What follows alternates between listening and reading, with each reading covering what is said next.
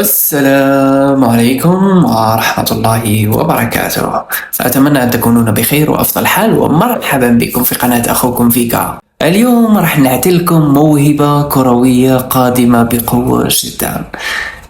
نعم، هذه الموهبة تعرفوها كامل وتعرفوا من وين جات، يعني المنبع نتاعها معروف لدى الشعب الجزائري. نعم، إنها موهبة كروية، إنه ابن بالماضي، موهبة صاعدة وفنيات كروية رائعة جدا، السرعة في الأداء.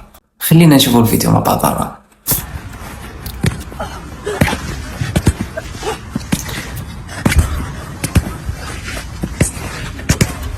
شو السرعة اللي يتمتع بها يا خوتي، ما شاء الله ما شاء الله، قولوا ما شاء الله، لا تضربوه بعين.